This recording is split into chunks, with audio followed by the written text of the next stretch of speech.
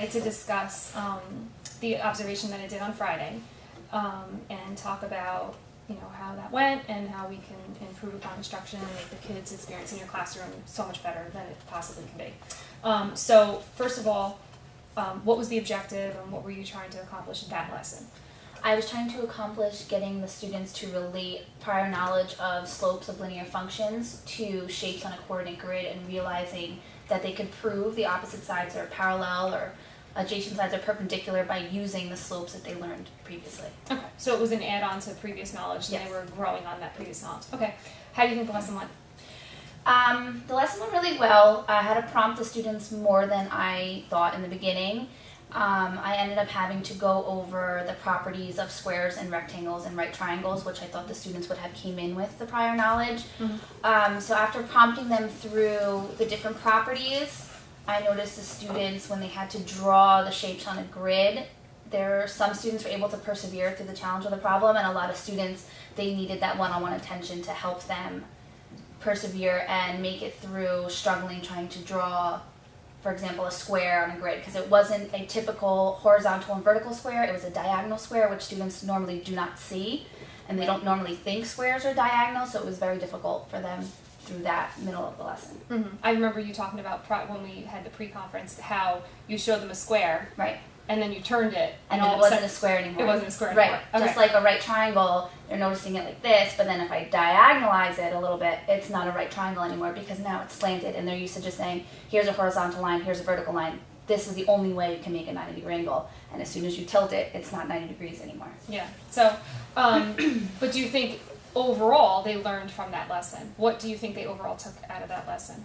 I think they learned the concept of when you see a shape, that's not the only way you could see it, and that if you tilt it a little bit, that, oh, it's still a square, or they could prove that sides are parallel and perpendicular. I think it was really interesting for them to see that they could relate something that they did with lines on a graph to shapes that they see every single day, and I think that they could start connecting prior knowledge that they learned in 7th grade in the beginning of the year to something that we're doing now, and then we're going to continue it on to more shapes on now a dot grid where they're not going to have those lines. And I think to see them connect from one concept to another and then build upon it is really interesting. Yeah, I noticed too that you use the vocab. Right. So forcing them to use vocab that they might have remembered from 6th grade, some of them didn't, Right. but some of them did, and reminding them. And I like your graffiti, your math Yes, graffiti. I It kind just of gives got them, that. yeah, it kind of gives them something to pull from. They Right. might remember the term, but they can't remember how to say it. Or what it looks like. Yeah. Yes, I like the graffiti. I like how they do it. They have the parallel and the perpendicular lines, and they make it street intersections, which I think is good because they could look outside and say, "Oh, those two lines have to be parallel because it looks like this picture on the grid." Or they make the word intersecting. When we talk about intersecting lines, they make the T and the word intersecting a grid and a graph. So it's really cool for them to take the word and then visualize exactly what it means. Yeah, those were cool. I didn't see them. I wonder if they're available for like other classes That would and be- other graffiti. Right. We'll have to look into That it. would be beneficial. If you were to bring out their example, because you had them create their shapes on their grid, what do you think that will give you? What type of information would that give you for your next lesson? Did they accomplish it if we looked at those grids?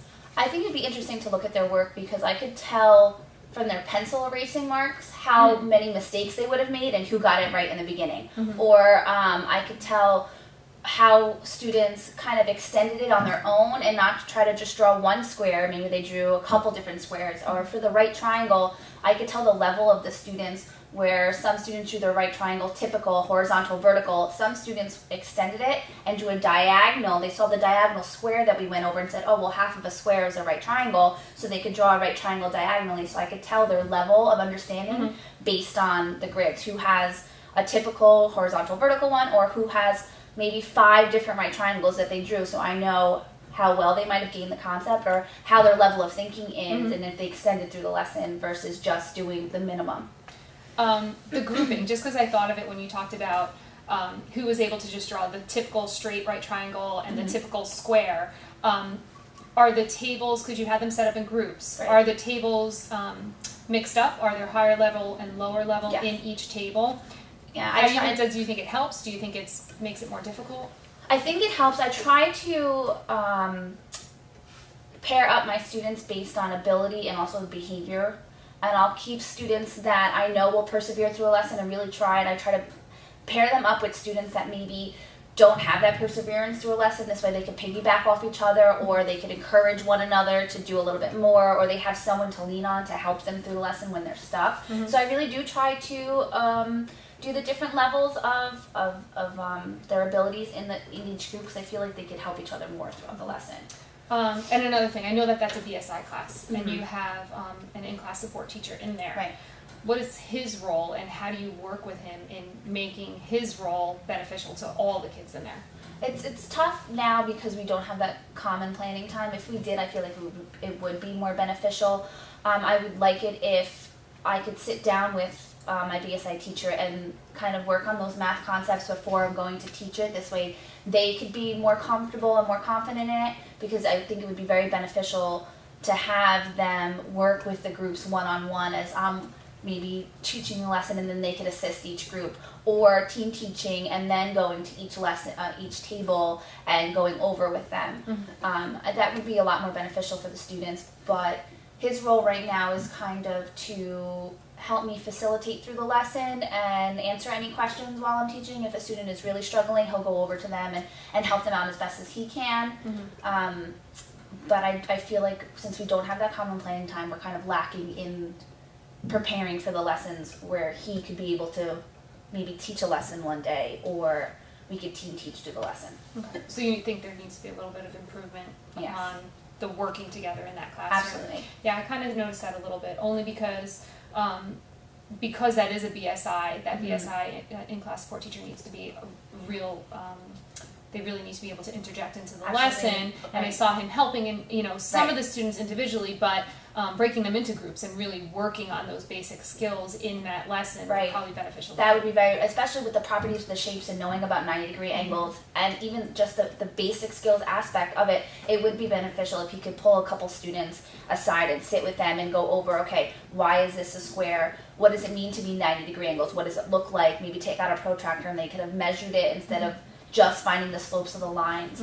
It could have been next, if I were ever to reteach this, I think that would be one of the areas of improvement. Yeah, because you did mention in our pre-conference that some of the two areas that you were concerned that they would need help with was remembering the properties that you had taught them, and then also being able to give you the rise and run of a lesson. And I kind of saw that you had to review that with them quickly when the student went up to the board to show his shape. Yes. And then you had to remind the rest of the class kind of, what the characteristics were. Yes. The conduct of the class and the behavior of the class. How do you think that goes on a daily basis? Not just what I observed, but just kind of what is the dynamics of that class, and how do you think that can be improved upon, their motivation and things like that? Because I did notice a few that aren't so motivated. Right. And we can't fix all of that, but we can kind of come up with little things to do to reward them or possibly improve upon their motivation, their educational motivation. I do have a few students in there that are unmotivated throughout the class. I try my best to prompt them throughout the lesson and try to keep them on task as best as I could.